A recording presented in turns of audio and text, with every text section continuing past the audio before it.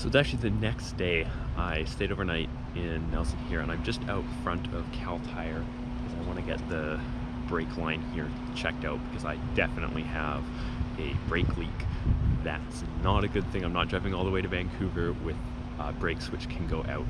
So I'll get them to take a look at that. Okay, I think it's actually the back that has a problem because there's fluid on this tire. I cleaned it off of this rim. But I think it might actually be the back that has the issue with the brakes. The inside of this wheel simulator is just caked in some sort of fluid here. You can see it's pooling up in the middle there. This is what that whole rim looked like. Okay, so it was this that was leaking, the axle. That's not great. That's where I put those repairs to the threads, and these two, I think it's here, won't torque down. It's not good. I torqued the other ones down. We'll just have to see. I go on it a little bit and see if it holds. If not, I might have to just replace the hub. But that's not the issue with the brakes, so I still got to fix that. So this is a trailer that my little brother's working on. His plan is to live in it while he's going to school for 3 months. And yeah, so he bought a trailer, and it was just sort of half of this. It was cut off like this, and it was shorter. And so he took what they had, removed most of it, and then has redone this shape. It's only so high. He's pulling it behind a Jeep, and he needs to keep it under 2,000 pounds. So it's a bit of a special case here. So I figured while I'm here, I'll give him some stuff and also help him out a little bit if I can. Okay, so here's the inside of the trailer. As you can see, it's just about exactly the size of a sheet of plywood. So yesterday we started insulating the walls. The floor underneath of this piece of plywood is also insulated. And today I just repaired this screen. It was all ripped, so I repaired that. And yeah, you can see here, pretty unfinished. But you know, it's got potential. It's quite small, but people have lived in smaller. His plan is to put the bed here. Then his kitchen will go, the stove will go against the wall there, sink, and then more storage and stuff under the bed in here. Not sure what his plans are for a door, but I'm sure he'll figure something out. You can see that all the framing in here is done but with 1x4s, and this is to keep the weight down. He needs standard 2,000 pounds, but it's pretty solid. Wiggles a little bit, but definitely solid for the type of construction.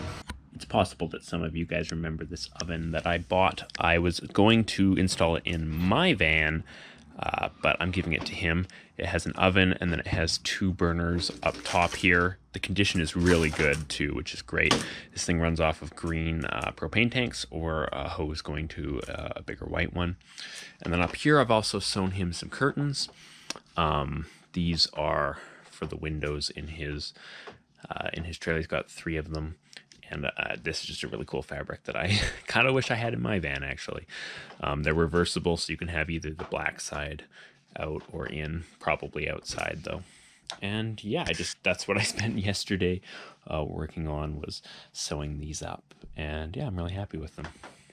Okay, so it's raining. It took me a long time to get everything back in the van, but it's Friday and I'm going to be leaving. I haven't filmed a lot because I've just been really stressed. The problem with the brakes, I took it down to OK Tire in the end. There was a brake leak on my front right brake, which they fixed. It was just when Cal Tire did the work on the brakes from when the wheel came off, they didn't replace a crush washer, and that was it. They then told me that I have a heat-soaked rotor on my left side, and that could have damaged other things, and that this was likely due to using mostly that side of the brakes when I had the brake leak.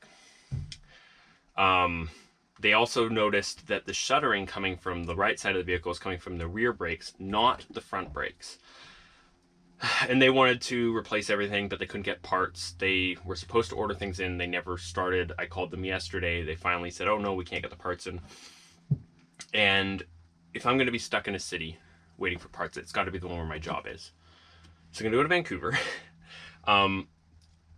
I talked to a buddy of mine who or a friend of my dad's actually, who works as a mechanic on school buses, and he basically said the heat-soaked rotor isn't that big a deal. It's not making any noise, it's not vibrating, it's not doing anything like that, so it should be fine. You know, once I get to Vancouver, my plan is to get a full brake inspection. The one in the rear, I was able to take care of. Basically, they said that it was over adjusting and grabbing, so I just went under there with some screwdrivers and I did the star wheel all the way back. I then did some reversing and some test driving, and it hasn't been a problem since. I also eased the parking brake all the way off at the handle, and I won't be using that on my way to Vancouver, just in case that's the problem. Yeah, basically I just got to get this to Vancouver, so I'm going to go slow, I'm going to go easy, I'll be careful. If the brakes become a bit an issue again, you know, I'll stop and get them looked at if I have to. Yeah, it's not an ideal situation. Obviously, I'd rather just get them fixed now, but that's not an option. I could be stuck here for weeks while they try and track down old parts for this vehicle. So me and Luna are going to hit the road today, back on the road, heading for Osoyoos. I might go a little further. We'll see.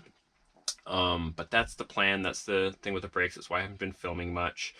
I wanted to get more work done on my brother's trailer while I was here, but he's been working.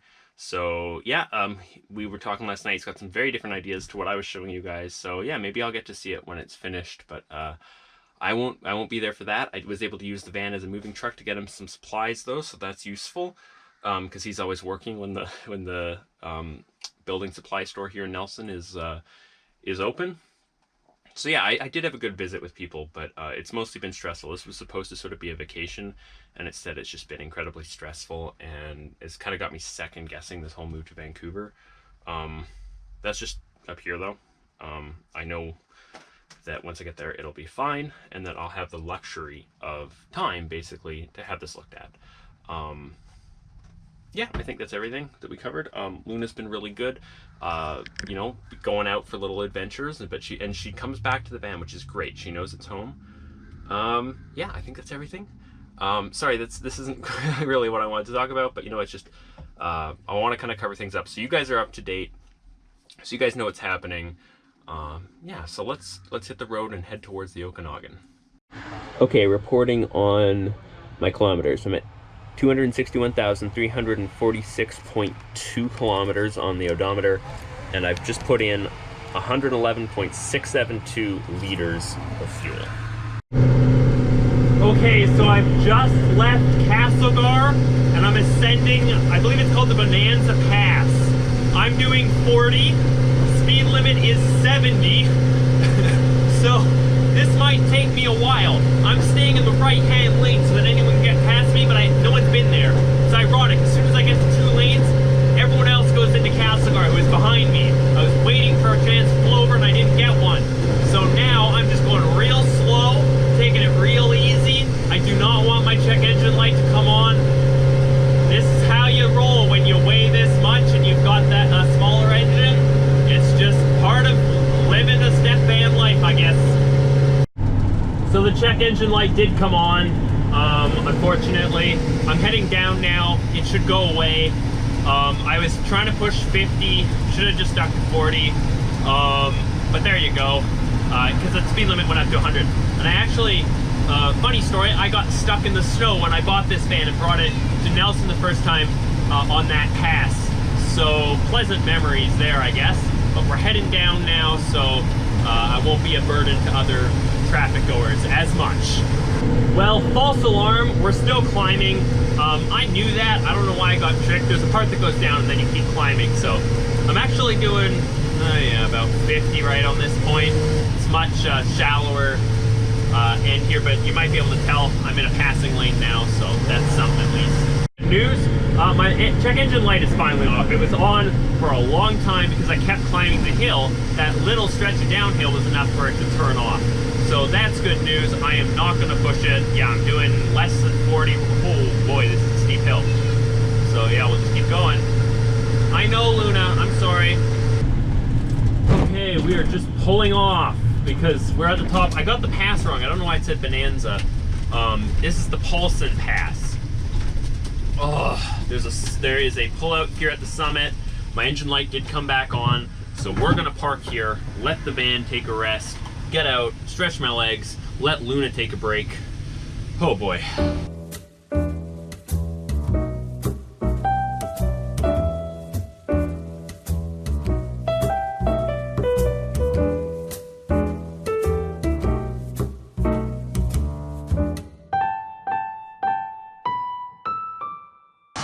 Since I'm up here, I'm just gonna check this for leaking. Maybe a little bit, but not very much. We're good. Yeah, good girl. Oh, there's a car coming. There's a car coming. Oh no, is playtime over? Hopefully you guys can see. She's calmed down. She was sitting in my lap. She's playing with her mouse. She's doing pretty good. So I'm stopped. There's construction on the Paulson Bridge here. Yeah, we'll just see how long we're here or not.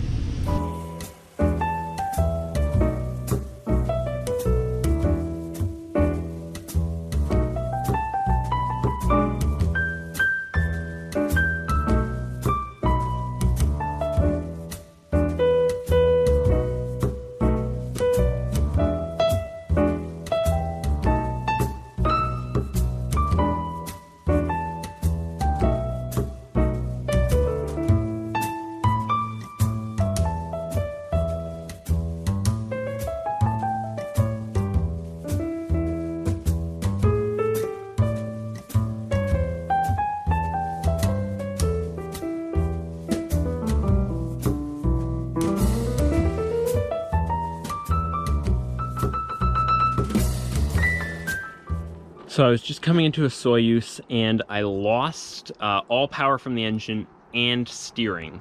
So I've pulled over to the side of the road. This is the first thing that I'm greeted with. Fuck. Okay, that seems to have been the problem.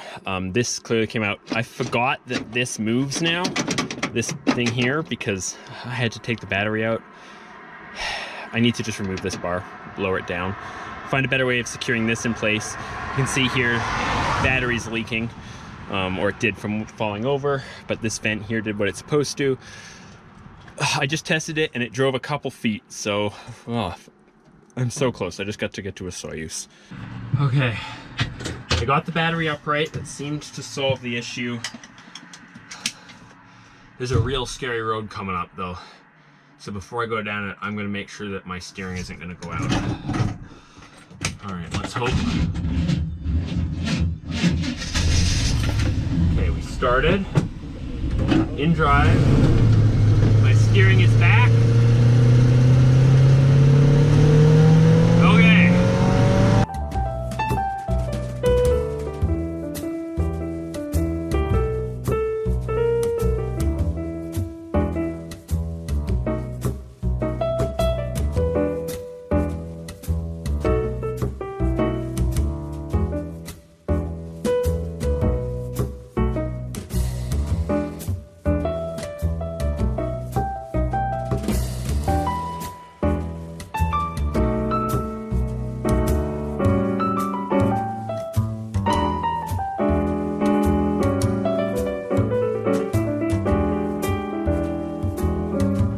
So I stayed in this parking lot last night, and this morning I've just strapped down my battery with some of this like plumbing strapping, and then also used this as just a backup, this rubber cord here.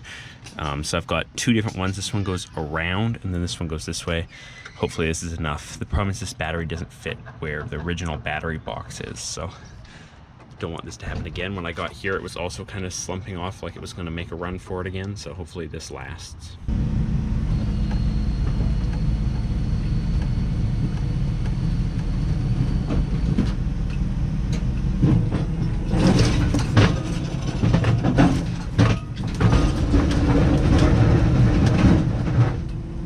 Hold it. Try and back up.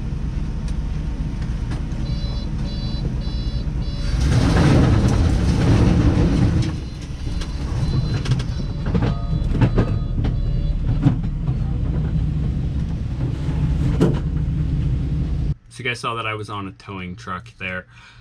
I made a big mistake, but it was a long time ago. When I did my ball joint repair, I way over torqued my wheel bearing nuts. Way over torqued them to 200 foot-pounds. That's a big deal on this vehicle.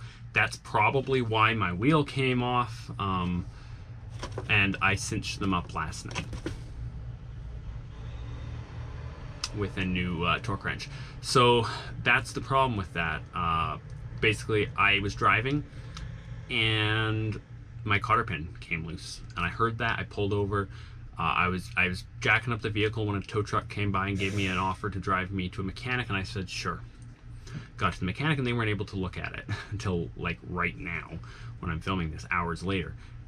So I got bored and I pulled off my desk cap and saw the problem, so I fixed it.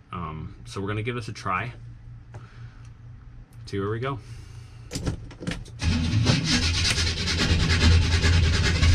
Having a very stressful day, but I just want to show you what she's doing right now. She had to drive on the back of the pickup truck there, or sorry, the tow truck, because there was a dog in the cab of that vehicle. This is the first time she's done this. You're not really supposed to do this with cats, but she feels safe right now, so I'm gonna let her do this. Okay, so I've just filled up again. I forgot to record my odometer last time, but I do have the gas, so that's fine. This time I put in 45.823 liters, and I'm at 261,748.0 kilometers on the odometer.